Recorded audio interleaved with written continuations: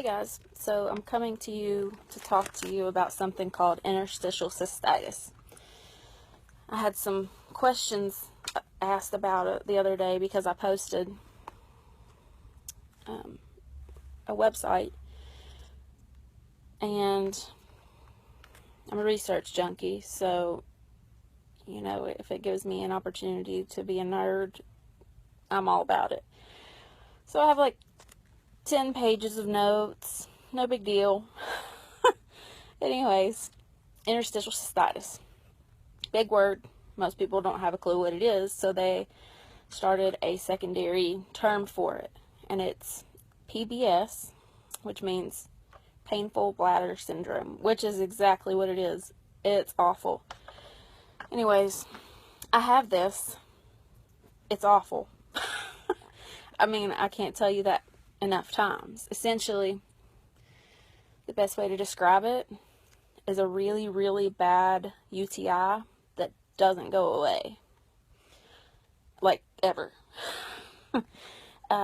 It's inflammation of the inner lining of the bladder. If you know anything about inflammation, it's awful. If it's in your body at any time, anywhere, it wreaks havoc. So, of course, that's what it's doing inside the bladder. The most frequent things that people complain of are urgency, gotta go, gotta go, gotta go, and then you really don't have anything to go.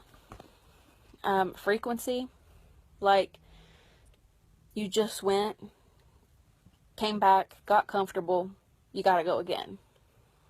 Again, there's probably nothing there, if at all, very little. Burning. Burning is very, very common. If you've ever had a UTI, you know what this feels like. But instead of being able to take a round of antibiotics, or maybe even one pill, you deal with it. I mean, that's basically the best way to say it. Other problems that people have with it are incontinence. Now, I realize that we're talking about the bladder, so when I say incontinence, you probably think you're peeing on yourself. Well, yeah, you can. When you sneeze, when you cough, when you laugh, when you move wrong. Yeah, highly possible. But the thing that anybody never thinks about is that it affects your bowels as well. And that I never really thought about until I went to PT for my bladder. And she was asking me about constipation and things like that. So I was, trying to figure out how this had any correlation without acting like I was ignorant about it. So I couldn't figure it out. I asked her. So when you think about it, here's your urethra, here's your vagina as a woman, and here's your anus. That is like super, super close, right? So you're using all of the same muscles. It's called your pelvic floor. There's a lot of muscles there that go from your pubic bone to your tailbone. There's a lot of muscles there. The thing that people think about when they think about those muscles are Kegels. Well, we aren't supposed to do Kegels because, number one, typically if you have interstitial cystitis, your bladder is inflamed by definition, and if it's inflamed, your muscles are tightened. Kegels are supposed to tighten muscles. If ours are already tightened, by doing Kegels, we are going to cause more damage and more pain. Period. I talk to Siri a lot, sorry. I have to say period when I talk to her. Anyways,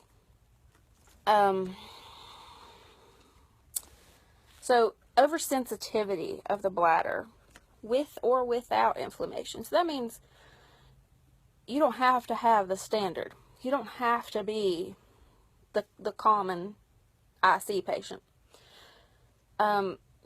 Objectively, which means that when the doctor can see it and you can't necessarily tell them, there's a thing called hydrodistension cystoscopy. So basically what that means, a cystoscope is the tool that looks inside of the bladder. Obviously, they put you to sleep, they numb you, you don't feel it until after. They go in there and they have to fill it with water because your bladder really isn't that big. So they fill it with water, make it up like a balloon, and then they insert the camera. So this camera looks all around your bladder, and it's looking for something called Hunter's ulcers. If you look that up, they're really nasty. And it was long thought that if you had IC, you had to have those. So a lot of people were getting false negatives because they didn't have these ulcers. Now, research has came a long way, as it does, and they've discovered you don't have to have that. I had few, not severe, very mild. This was about 5 years ago. But mostly a pink bladder. Regular tissue, pink. So he really debated with me whether he could still call it that. So a little backstory. I was in 11th grade, and I was having all of these issues, urgency, frequency, burning, all of it. And it wouldn't stop. Antibiotics didn't help. So I went to a gynecologist at the time because I don't know if there was urogynecology, but if there was, we probably didn't have it in Charleston. So at the time, this was back in 2002, I believe, maybe 2003. The test to diagnose it was brutal. I mean, straight brutal. So you're in stirrups. This is coming from a female perspective, obviously. You're in stirrups. They catheterize you. Okay, of course, that hurts, right? So there starts the cycle of pain. First thing they inject is saline. So the theory behind this test is that if it hurts, you have it, which, I mean, that's pretty vague. So he puts saline in. Hurts like hell. So he takes it out, drains it, puts the next thing in. Salt water, I believe. It hurts like crazy, right? I mean, I'm tensing, everything but screaming. He drains it. And if all this wasn't enough, he feels the need to further test me and further brutalize me. So he instills iodine into my bladder when it's already irritated. So, luckily, my mom was back there. I was only 16. Luckily, she was back there. I was squeezing the crap out of her hand and all but screaming bloody murder. In tears, the whole nine. Awful, brutal, any other word you can think of. So, he drains it, removes the catheter, lets me sit up, and says, okay, well, I think that you have this. Really? Are you kidding me? You think I have it? Yeah, about that. At the time, there was, the only thing around medicine-wise was something called Elmeron. Let me just tell you, if you take it, stop. If you're offered it, don't. It's supposed to work sometime in the first 6 to 9 months, right? And I can't remember how long it took to work, but my hair fell out. Now, we're not talking about like I was bald or anything, but my hair used to be so thick that I couldn't fit it in this, right? So now I can fit it like here. Well, 16 years old, I don't want to lose hair. I mean, I don't know why you would anytime. So I tell him, we got to stop this, right? And he was, I don't even want to say that he was ignorant, but I guess there's a stigma surrounding this. So when I tell him, I don't want to stop this medicine. That's the only medicine that is supposed to work for it. He tells me, oh, well, you must not have it, or it must not be very bad about that. So anyways, not sure exactly why, how, or when I went into remission for about 11 years, I would say. And then one day, started having UTI symptoms. I thought, okay, it might be that, but I probably just need an antibiotic, because I haven't had it in 11 years, so I'm good. I don't have it. Wrong. That's when they did the hydrodistension, and that's when they tried to put me back on Elmeron. Wasn't happening. Didn't do it. So I was on Urel after that. I'm not anymore because apparently it's super freaking expensive and the insurance doesn't want to pay for it. Note to self. It's amazing. If you can get it, if your insurance will pay for it, by all means, get it. It does help a lot. It's essentially like using AZO, the over-the-counter stuff that turns your pee orange, like bright orange, but it works. It gets rid of all of these sensations. It's basically like using that, but your pee is green. It's a blue pill, turns your pee green. Blue and yellow make green. They don't tell you that. It's not on the label. So, if you have Urel, you'll have green pee. There's also something called Hyosemine, and it's actually manufactured for IBS, irritable bowel syndrome.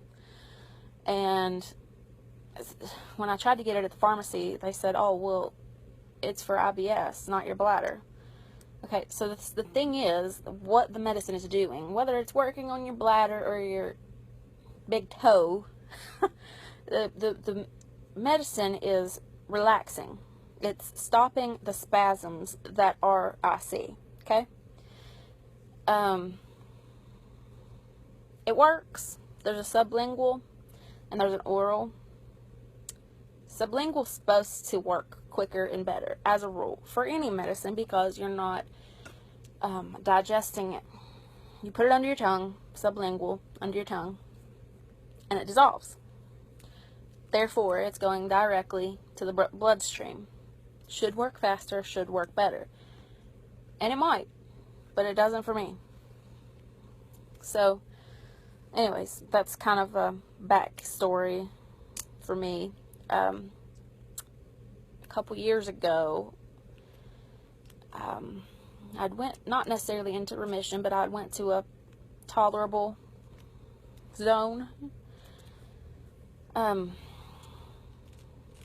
I had this flare that, when I say flare, like it pretty much felt like fire in my bladder. Okay, so below my belly button, that lower portion of the abdomen, right above your pubic area, so freaking sore. Okay, feels like somebody's punched you. I had the urine urgency, frequency, burning, incontinence, flank pain, which is like where your kidneys are. Right there is your flank. Pelvic pain. So like the whole area of my nether regions hurt. Just all the time. I've always had issues with constipation. So that was there also. And it makes your low back hurt. You also have urine retention, but you don't necessarily know that. The only way to test that is they fill your bladder, you go pee, and then they do an ultrasound on your bladder to see how much is left in there. So anyways, I had some urine retention that I didn't know about. And I went to Dr. Joshua Lori, here in Charleston, if you're here and you're having this. And I went to his nurse practitioner. We did 6 rounds of bladder installations.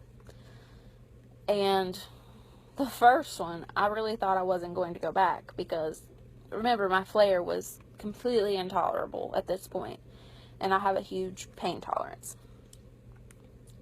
I don't know what exactly was in it. I can't remember. There's 4 ingredients: heparin, lidocaine, and 2 others. Marcaine, maybe. I'm not sure. Anyways, I went somewhere with Mom that evening, and she said, "You stink." And I thought, well, I've been smelling this for hours now, but I thought maybe, I don't know what I thought it was, but I didn't think it was me. I took a shower. I took a shower before and after my installation, to be exact, because I wanted to be certain that none of these things were on me. So it was coming out of my pores. You know how, like, when you eat garlic and it comes out of your pores? Yeah, same thing. It horrible, horrible, horrible smell. So if you do it and you don't expect a smell, you're going to be shocked, because literally, I don't recommend going around people if you don't have to, because it's not pleasant. It got better. I had six rounds, which is 6 weeks in a row, and by the 6th one, I had a mild, very mild odor, nothing that if I didn't tell you, you would think much about. I'm saying this because they don't tell you this. So if you have them, be very aware. So let me go back to just the facts, my 10 pages of notes.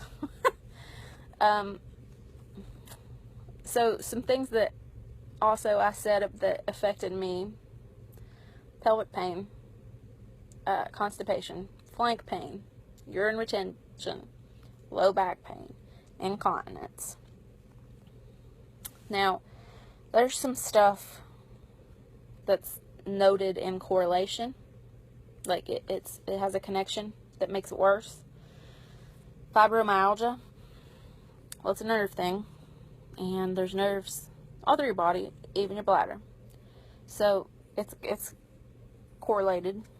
Endometriosis, chronic fatigue, skin sensitivity, IBS, migraines, asthma, and depression.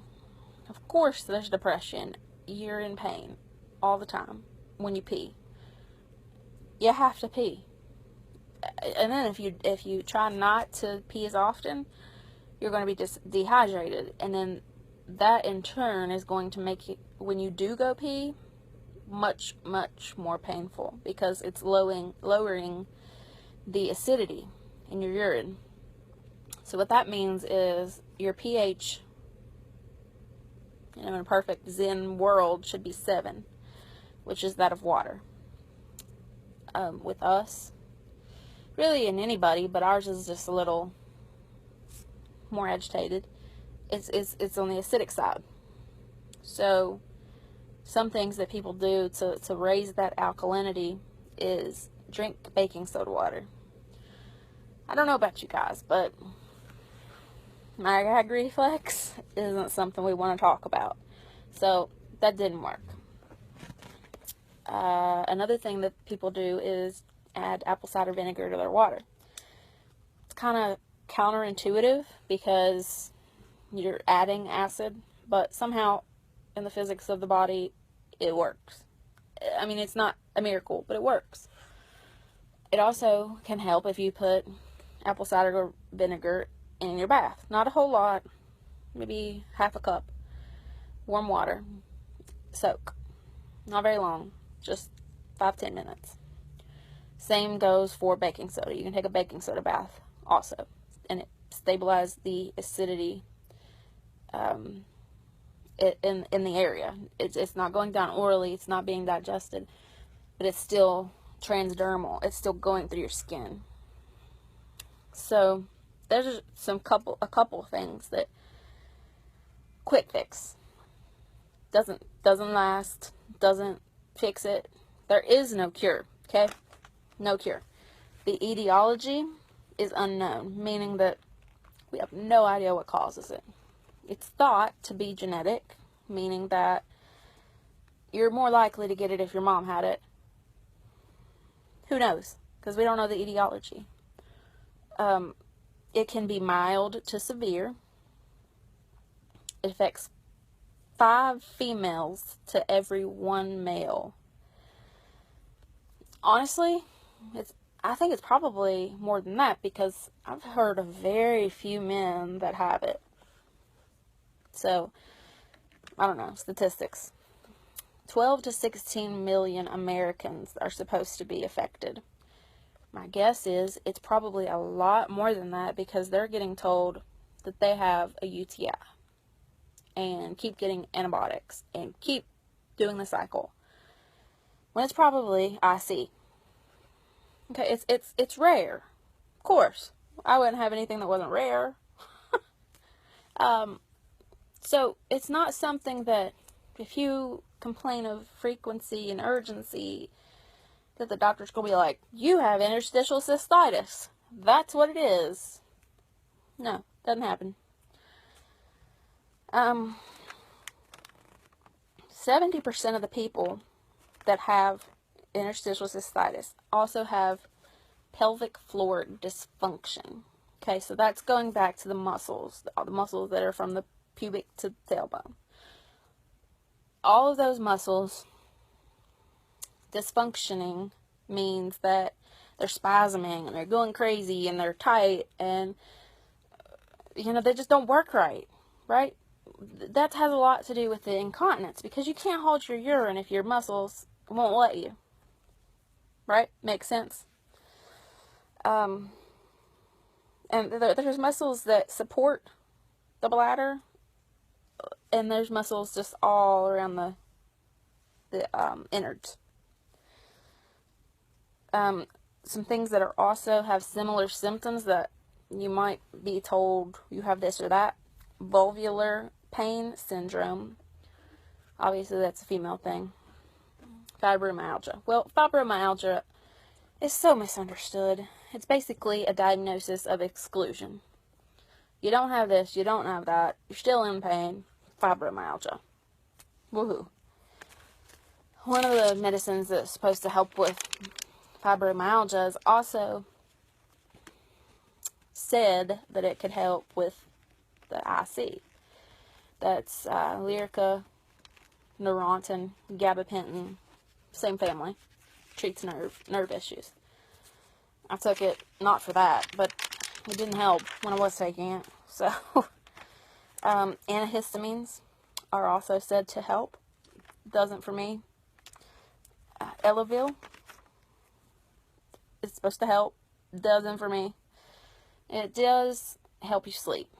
So there is a theory about, if you're in this much pain, you can't sleep well.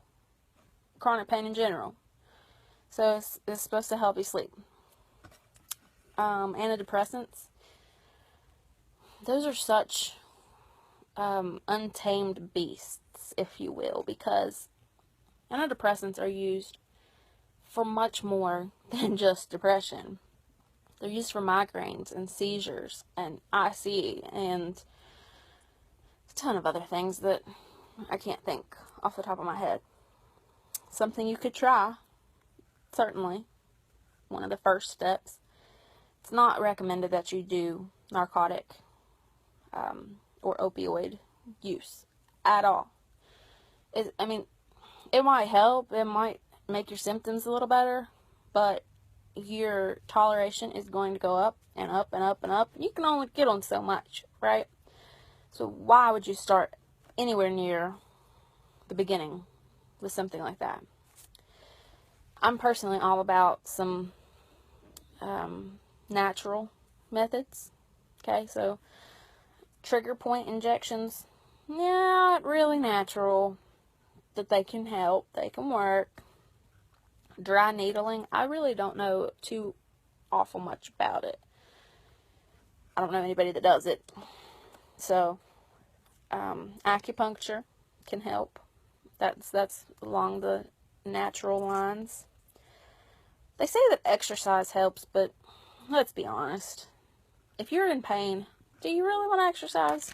Do you really want to touch your toes when your bladder hurts, when your stomach hurts? No, of course you don't.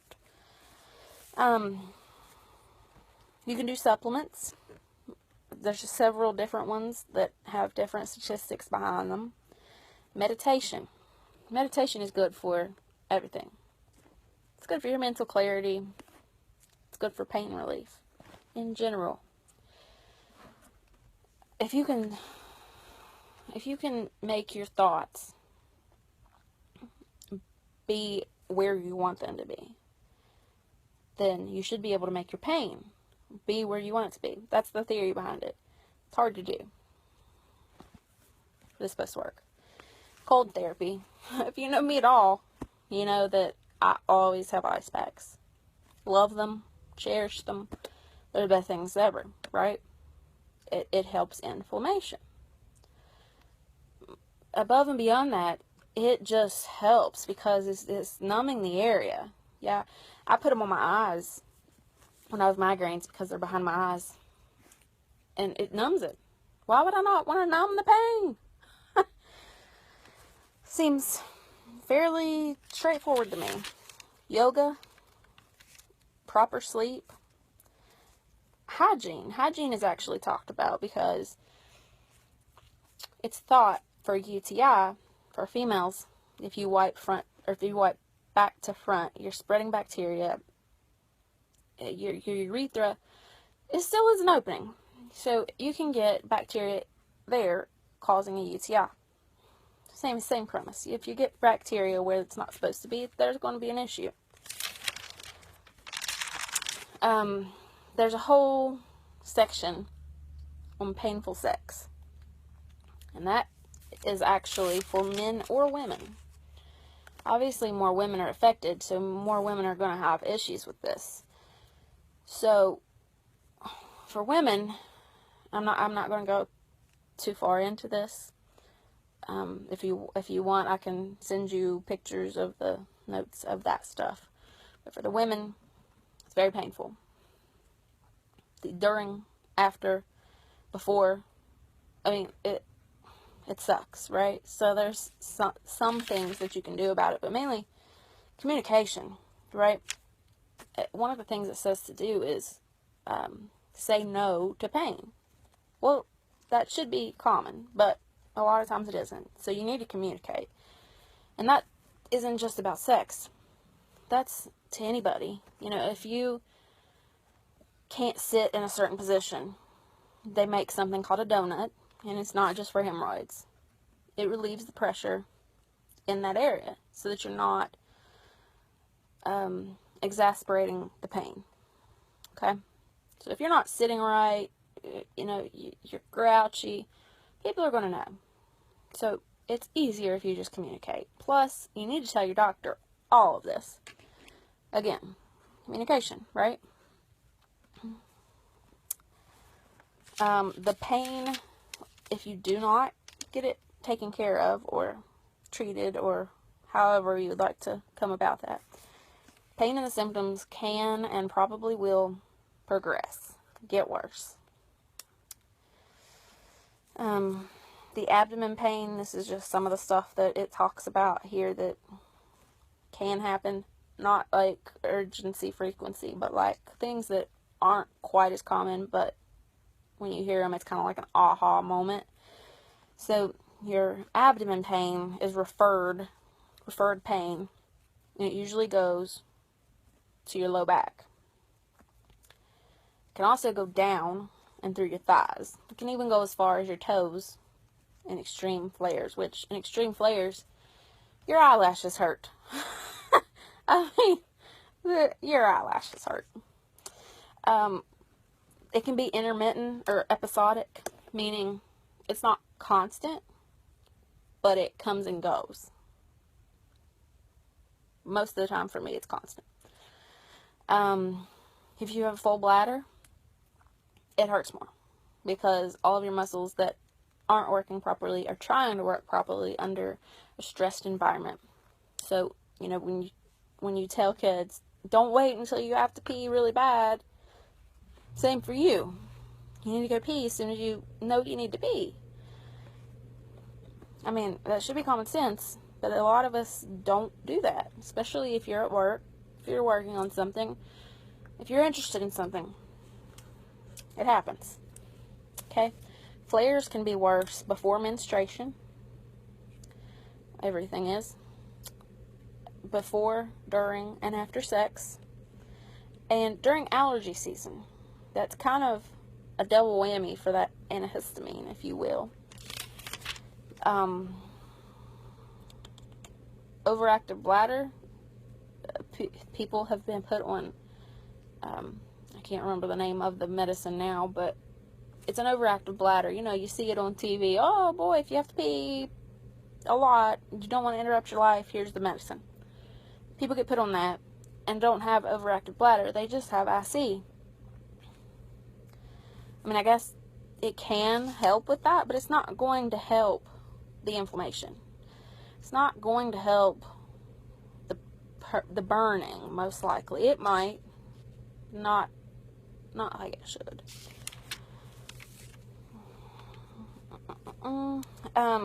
If you're a guy, chronic prostatitis. That's usually what they tell you it is, because, you know, guys have a hard time peeing if their prostate is enlarged. Itis means inflammation. So if your prostate is inflamed, you have a hard time peeing. Thus, you must have prostatitis.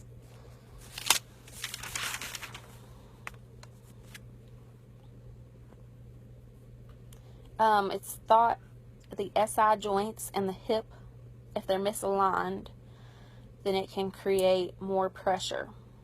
Poor posture creates more pressure.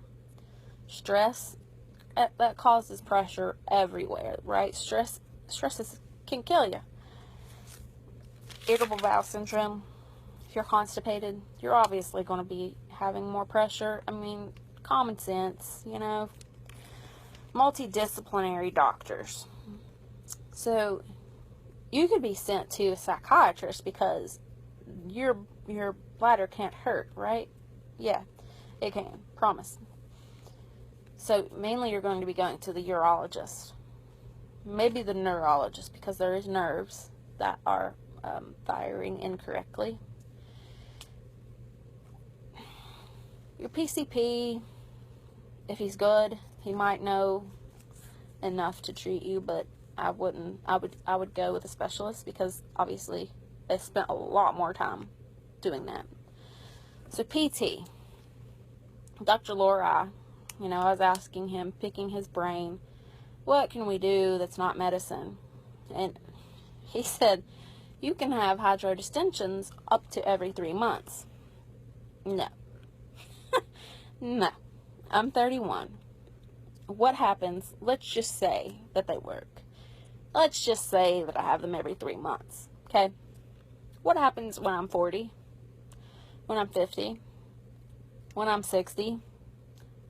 I mean, it's along the same lines of opioids to me.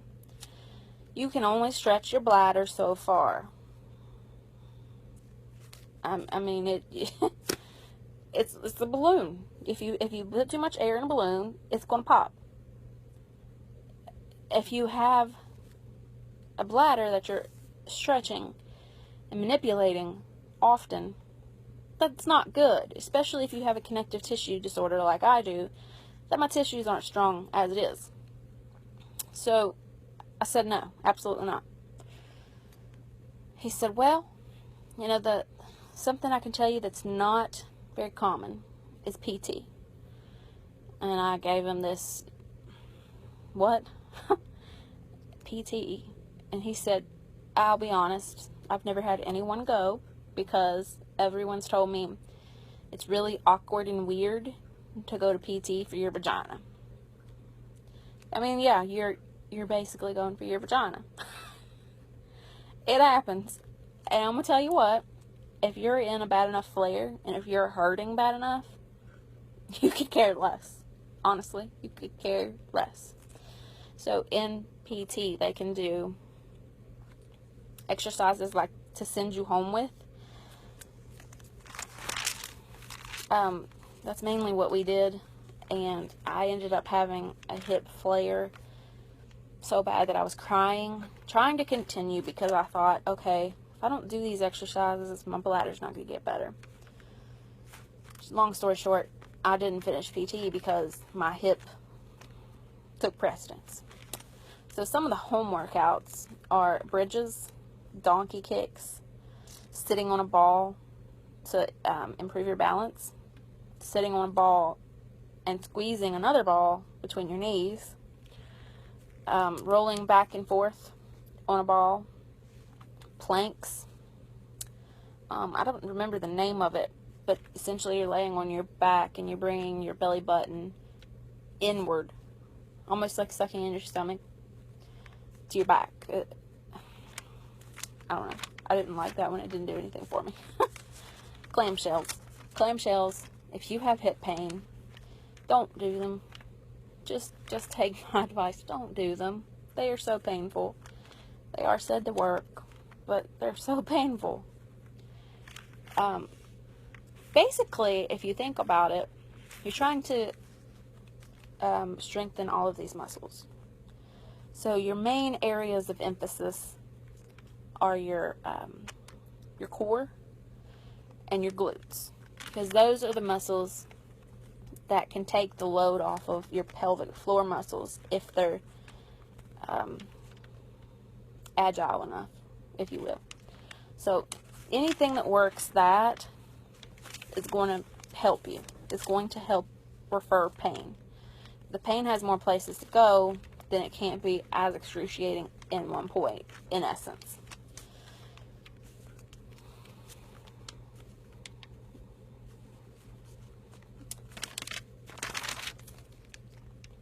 Hormonal issues, if you have those, just like the with prior to menstruation, your flare's worse, it's going to be worse. You can have weakness with your pelvic floor and your muscles aren't strong enough, or you can have your muscles are too strong and they're spasming and pain. Both are bad. You can have both, honestly, because there's a lot of muscles there that can work off of each other.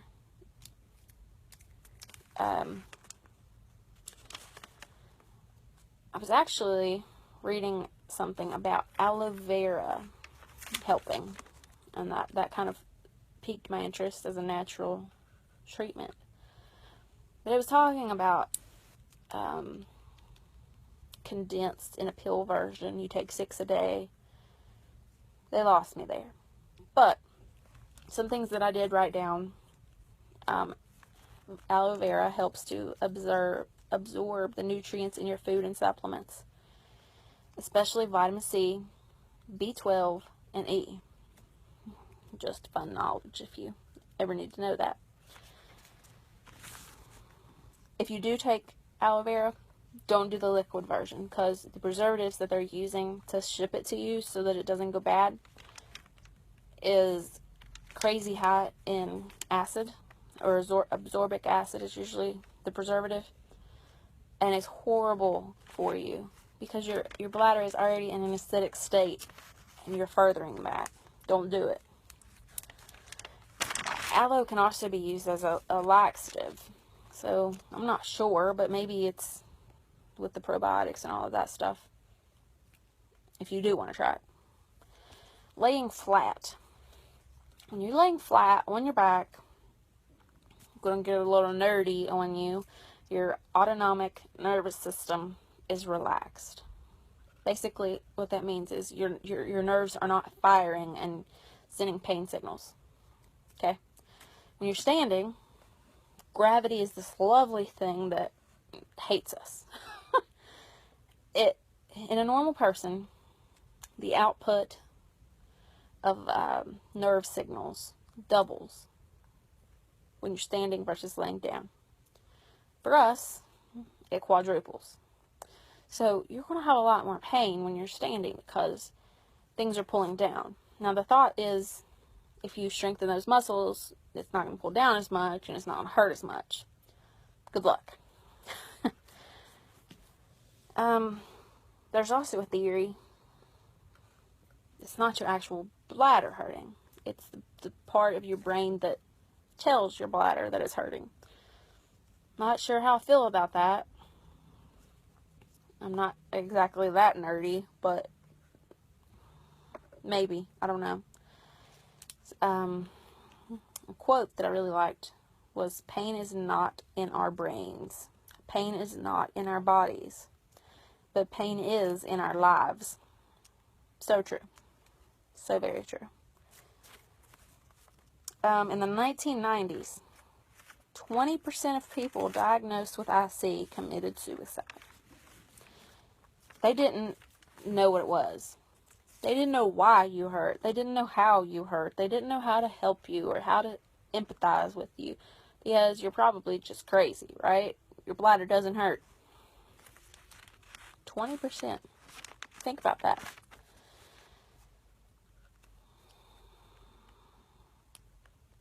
$80 to 90% of women with IC have endometriosis.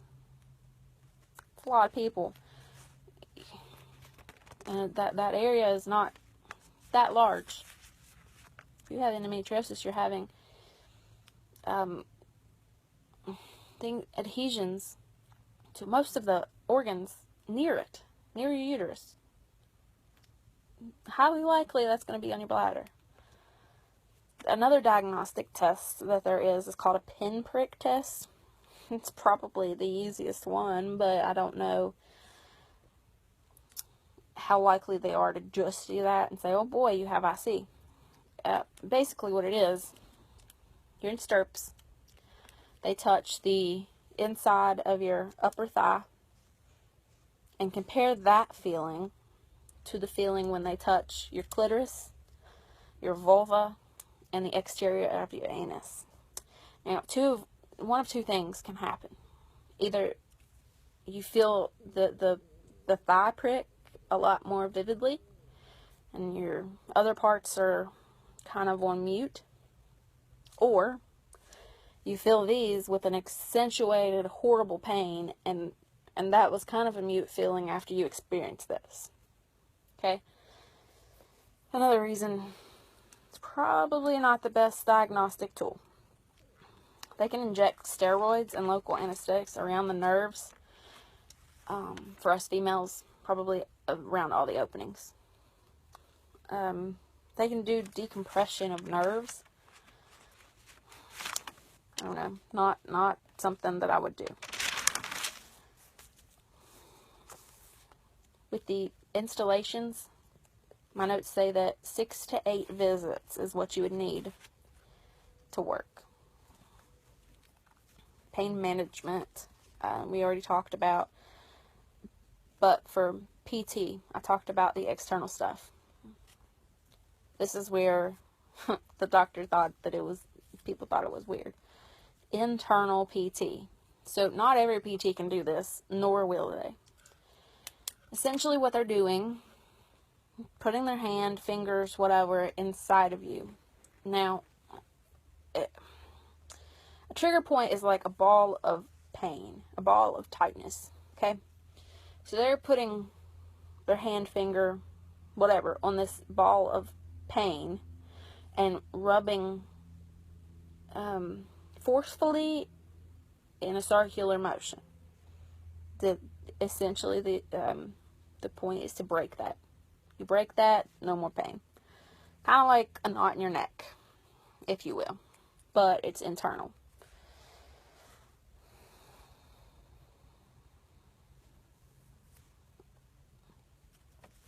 Urology exams often do not examine the vulva and the pelvic floor. They examine the bladder and urethra. Well, if you're having these other issues, it's not going to get better unless you make the whole machine better, right? They have diazepam suppositories that you can take at night is better.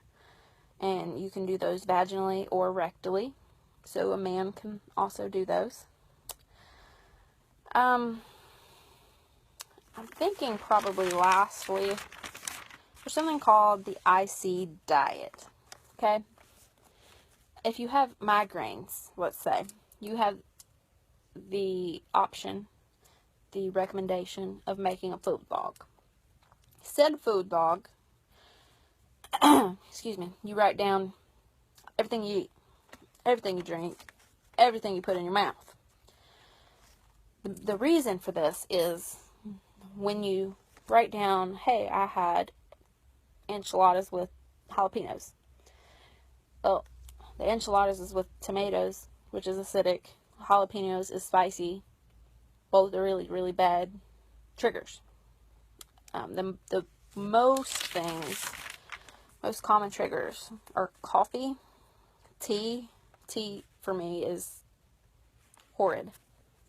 But I don't have any other triggers, just by the way. Alcohol, spicy food, carbonated beverages, fake sugar. We all know fake sugar is bad. All that stuff can be said to be bad.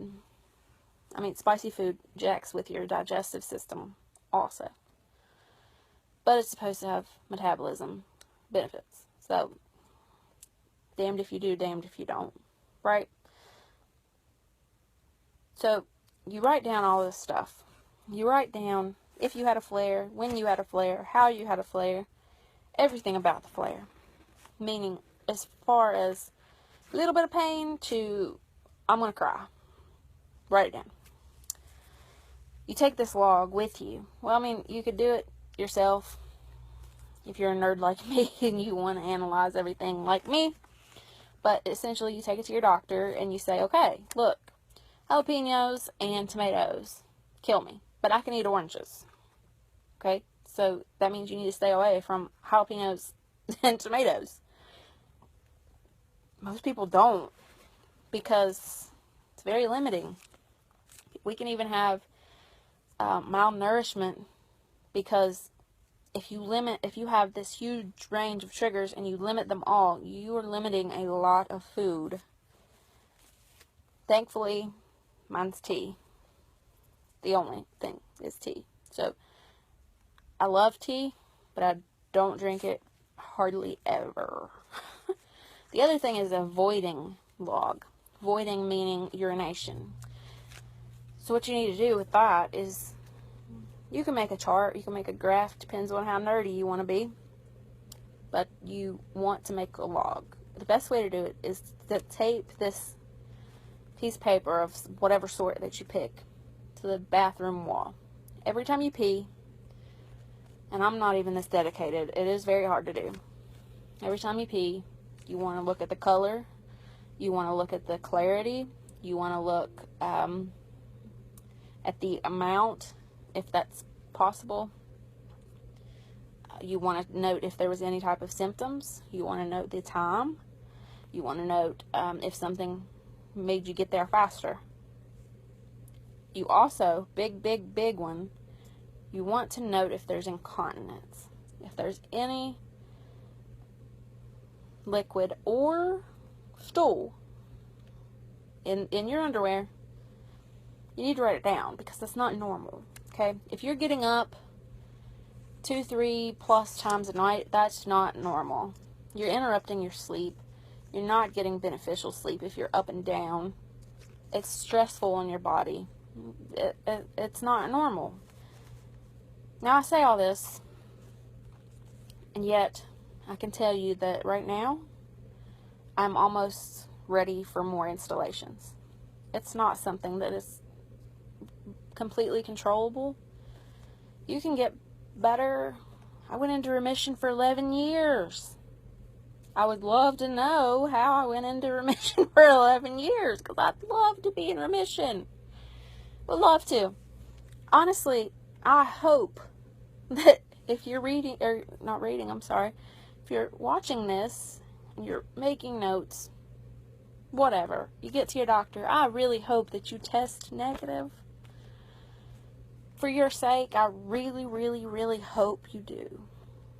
UTIs are awful, but those can be treated with antibiotics.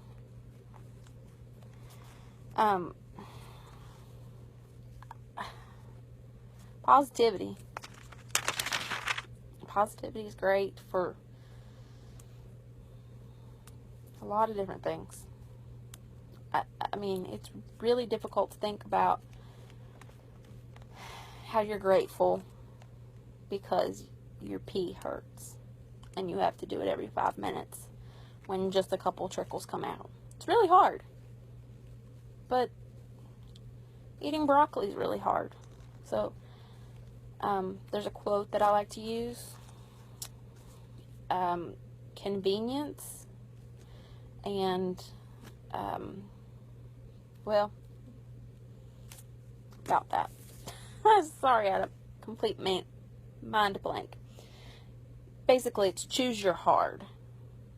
If you want to deal with that pain because you love jalapenos, okay, fine. It's your body. You do it. Whatever.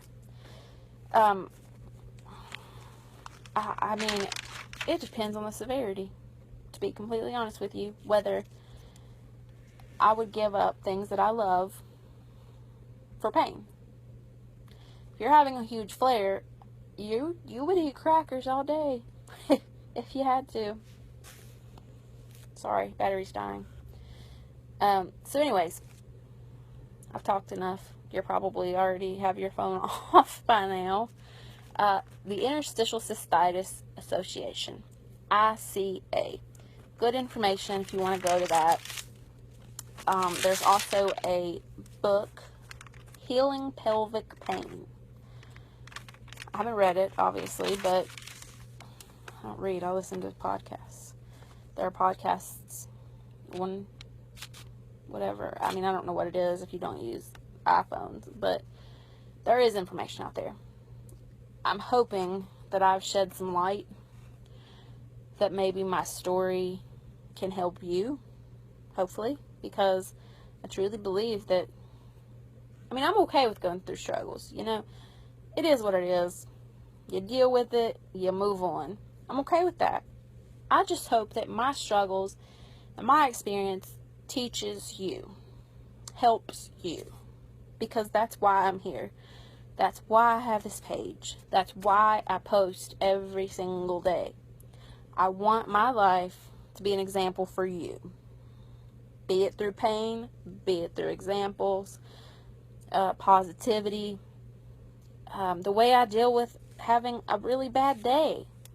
Guys, I had a horrible week when they told me that my hip was back at week 1 after week 8. It happens. You deal with it, you move on. So I'm going to hop off here. If you have any questions, please feel free to reach out to me.